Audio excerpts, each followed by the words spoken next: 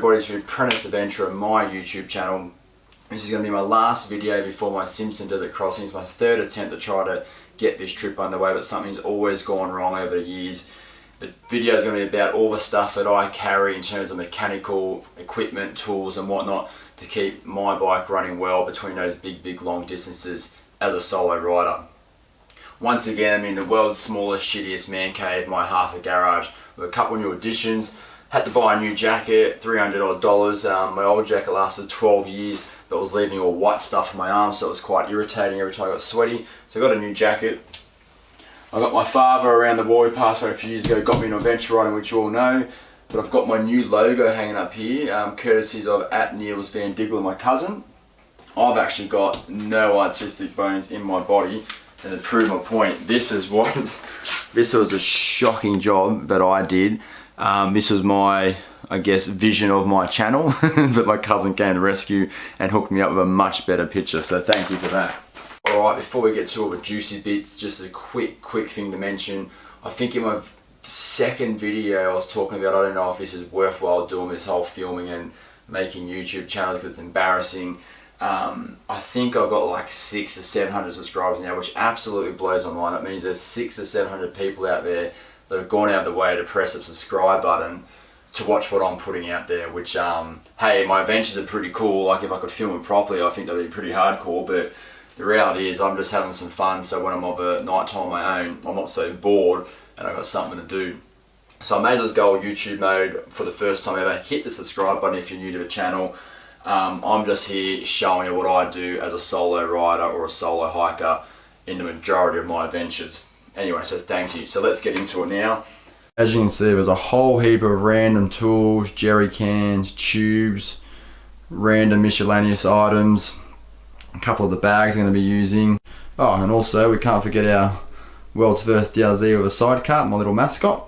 But everything on this table will be coming with me, and this is not even including my water, my food, my clothes and my personal provisions. This is purely just the stuff to keep the bike running for the long distances.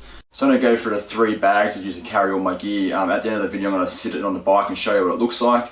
But I don't go for the expensive fancy brands. I just buy something that fits the bike, does the thing that I need to do. Whatever brand it happens to be, I'll get as long as I'm happy with it. So our first bag is a Nelson Rig Gear 3060 Hurricane bag, I believe. 120 bucks, fully waterproof. I've been in full on rain of this and it's done the job. And it's only small, but I just keep all my accessories like my phone, my charger cables, my GoPro stuff, my wallet and things like that, things that I need to access like at a petrol station and whatnot. I don't want to dig through my gear. This can also sit on the bike quite easily and also fill up the tank at the same time. I don't have to remove it or anything.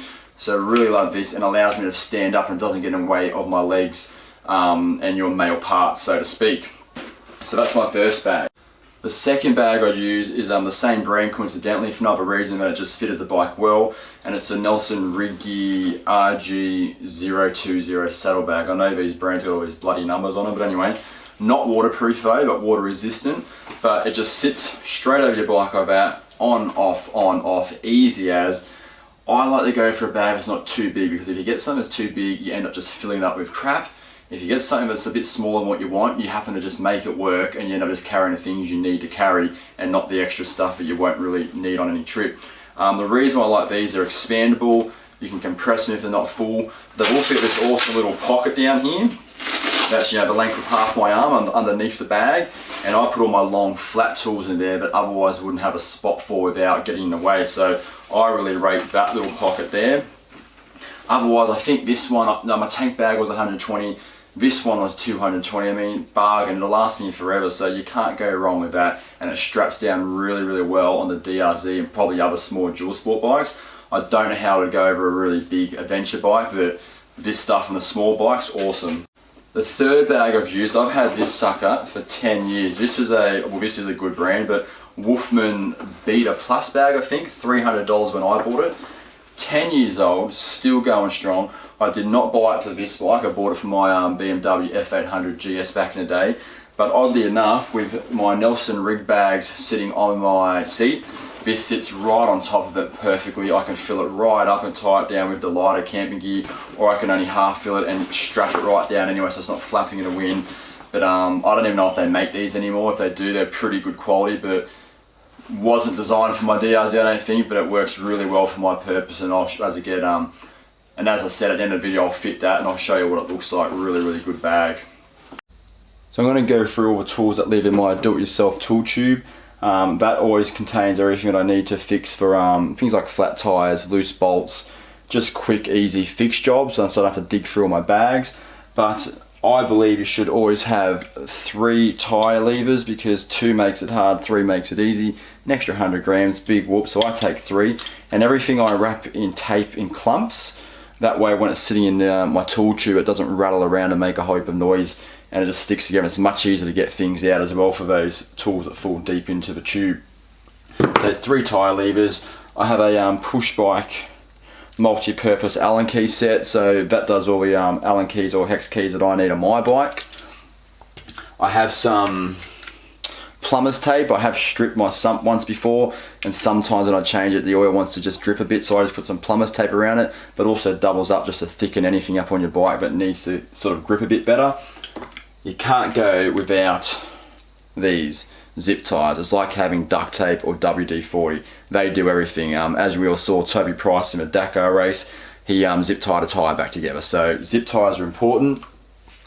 A whole range of sockets to do every job I need. Obviously I need adapters, I need small, I need big ones, so that'll take off every part of my bike that I need to. Phillips head screwdriver, all these spanners and my spark plug remover, they all have a purpose. They've all got a different size. Unfortunately, not every bolt's the same size, so I carry a range of those. I've also got an old clutch lever which I've benched in an enduro day. It's now a spare, so I keep that. These are all my socket wrenches, so I've got extensions, I've got a handheld one, I've got the actual ratchet one, and a pair of multi-grips. Probably an overkill, but just for sometimes you drop things in, you can grab things out of your bike. It just makes life easier to hold on to something that you're trying to loosen. So all these tools here live in my tool tube and all have a purpose. This is my do-it-yourself stand, so I can put this on the other side of my swing arm. I've cut a little notch to fit near the rear wheel axle, and it goes here, my stand's here, and it holds the bike off the ground, and you can take your wheel off quite easy without having to lay your bike down. Makes starting your bike up when you lift it off the ground much easier. Spare tie downs. This is a spare tool tube bracket in case that breaks. This is just a spare metal bracket that I use to fix up something on the exhaust pipe perhaps, or your tool tube breaks, or just to tie down something that has broken. Light, weighs nothing, a bit of fuel line. Can double up as a few things, but if you've got a leaky fuel line, that's going to suck. You don't want to wrap it in tape. Just bring a spare bit of this. You actually get a whole heap when you buy a safari tank, so that's just a leftover of that. Spare fuses, super important obviously. These here are just all little spare bolts and nuts that I use especially for my rear rack, that the vibrations tend to break things, so always have spare nuts and bolts for any part on your bike. Heat wrap, you never know when you need more for your exhaust. So I've already got a hope on my exhaust, but I always carry a bit of spare, it takes up no room. Range of spokes, front and rear. On my last desert trip, I actually came home with 3 broken spokes, had no idea. Obviously the bike still ran, but it would have been great to know, because that could have been catastrophic. So plenty of spokes, they take up no room either. A Loctite, because any corrugations over long distances are going to tell you what bolt is not tight and what's going to fall off your bike, so carry some Loctite. I always just carry a spare front sprocket only because it takes no room up. You know what, if you broke one of these, even though they're pretty hard to, you'd be up shit creek. I'd like to carry a rear one, but a rear one takes a bit of room, but I just chuck that in just in case, why not? Which brings me to my sprocket removal tool. If you did have to remove and you couldn't get it off, this little thing will save your life, so it takes up no room. Carry one of those. In this bag here is just got a repair kit for a tube, just in case I go through too many punctures and I can repair one. And I just have all these little stick-on cushions to put under my fuel tank so nothing's rubbing on the radiator guard or anything like that. Also good to get rid of some vibrations. This here is, even though I replace all my bearings before every big trip, every bearing I take out of my wheels becomes my spares, and I put the new ones before I go as an insurance policy. But this tool here will get your bearings out nice and easy. It's designed for the job. Yeah, you can smack them out with a hammer or whatnot, but it weighs nothing. It gets the job done properly. So just take the size you need out of the bearing removal kit, and that becomes my now motorbike kit.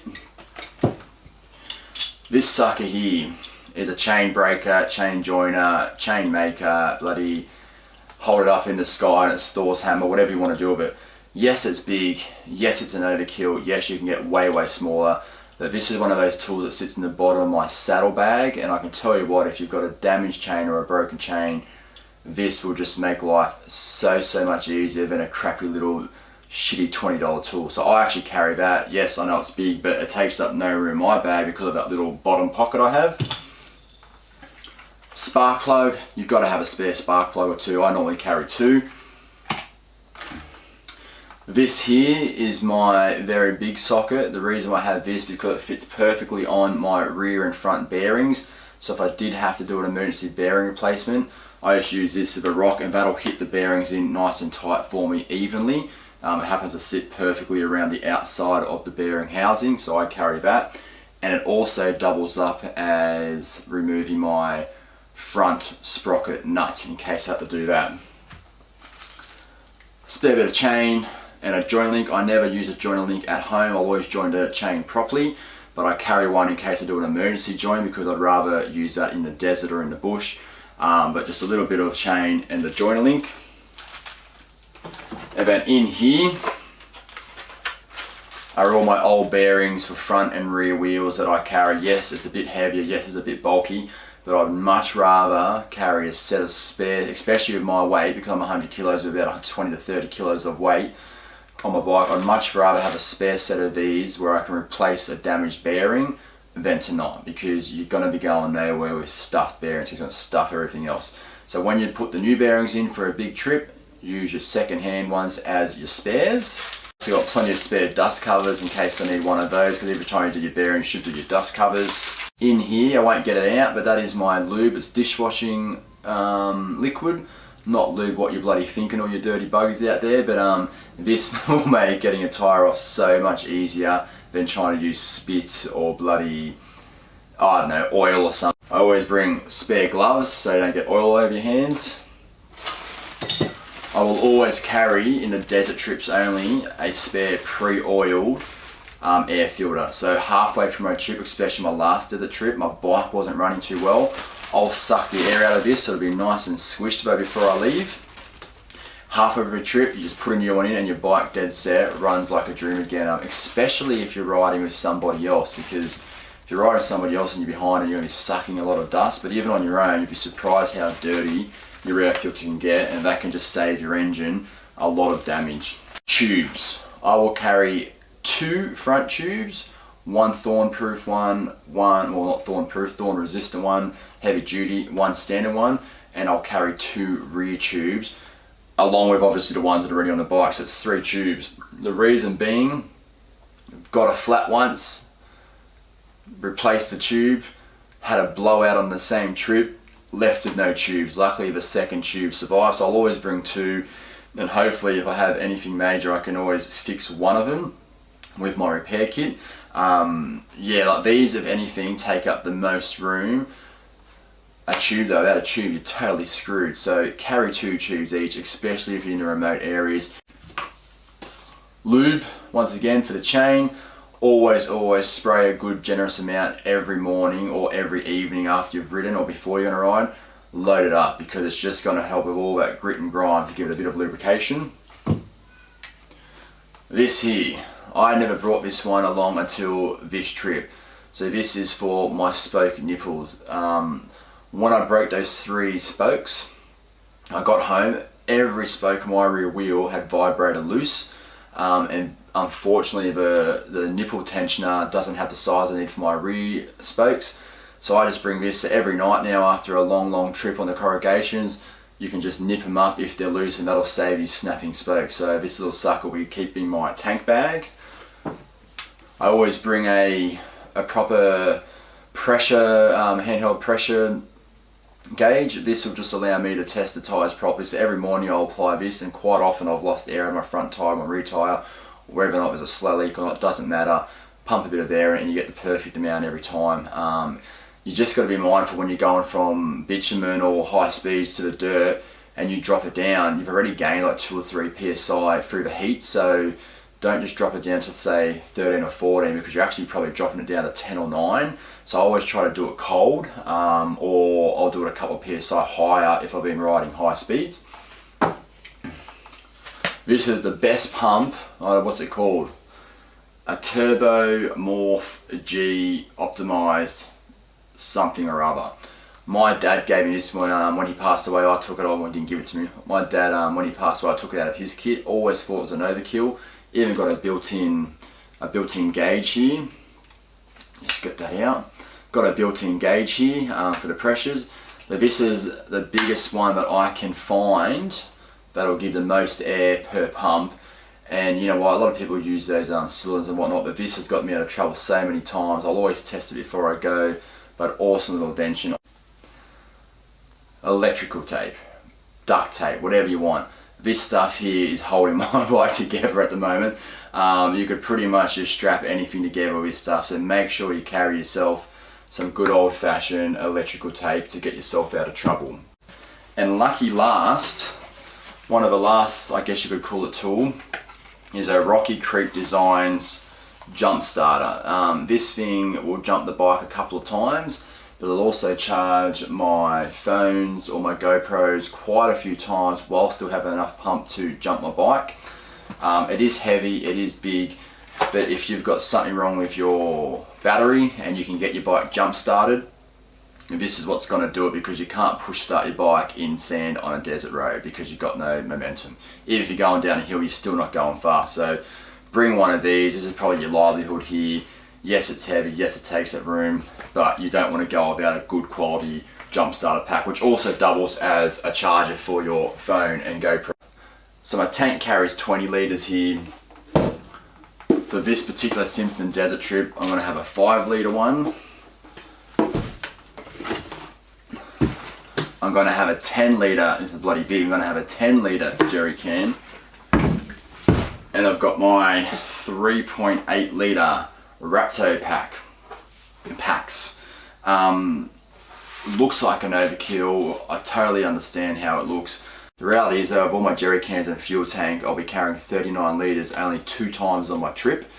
There'll be 2 other days out of the 8 days where I'll be carrying around 30 litres, so it'll only be my fuel tank and this big sucker. And all the other times they're going to be loose and empty. They're not going to be loose. And all the other times they're going to be empty. So even though it looks like I'm carrying all that weight, the reality is they're very rarely filled. But with those big desert trips, you need to have the capacity to carry the fuel. So I found a pretty easy and good way to strap it all down when they're empty and full and they don't budge. But the weight is very, very rarely on the bike. So even though I'm going to look crazy with a rainbow coloured assortment of bloody jerry cans, that's the only way of doing it without going through a big 30 litre at the front, which I didn't want for my other day-to-day trips.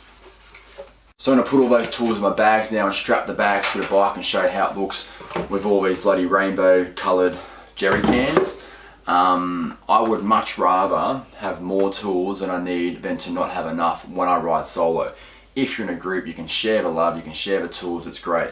But when you're on your own, you'd much rather have that tool to do the job than to be out in a freaking desert going, fuck, where is that tool? Why am I tied us? All to save what? A kilo, maybe 2 kilos for a couple of these items. Guess what? You go on a diet for a week, you've lost 2 kilos, easy done. The bike will carry it. The only thing you need to make sure is that you've preloaded your spring and you've got the right spring rate for the job. And don't worry about it, an extra kilo or 2, big whoop. Alright, so the bike is set up how it's going to be for my Simpson Desert crossing. Minus I'd normally have a big 20 litre dry bag full of clothes in, nice and soft. I haven't strapped this down, but that sits there like this. That's the tank bag. I can access my fuel. When you stand up with your legs, this is not in the way, and just straps down to the fuel tank here. Awesome little tank bag. A big Wolfman and my 2 saddle bags. That's exactly what that's going to look like. Plenty of room here. It sits in the bike well. I do have an aftermarket seat though, so it's a bit wider to sit the bags on. And then I've got my 10 litre, 5 litre and 3.8 litre, so 39 litres of fuel I can carry in total. Now don't get discouraged by looking at all this. That's only going to be full 2 times on my Simpson Desert trip over 8 to 9 days. And there's probably 2 other days where I'll just have my main tank and my 5 litre full. So otherwise they're sitting there light, and when they are full I just strap a couple of straps down, some jockey straps, and that's all you need. You don't need anything fancy, you don't need any U-Butte products. You just strap jerry cans to your DRZ. It loves it, it'll carry it. And the reality is, if you really wanted to, you could just travel to where you're going, make sure the place sells the jerry cans, and just buy them when you get there to save carrying them loosely from day one. And when you finish them, just chuck them in the bin. This cost me $15, that cost me $9.99. I mean, you can't go wrong. Anyway, so this is my bike setup. It's going to be like this for the Simpson Desert. Fingers crossed it goes well. And if you've got a DRZ or similar, this is the exact same setup that you can do. Just tweak it here and there. So anyway, thanks for watching guys. Take it easy.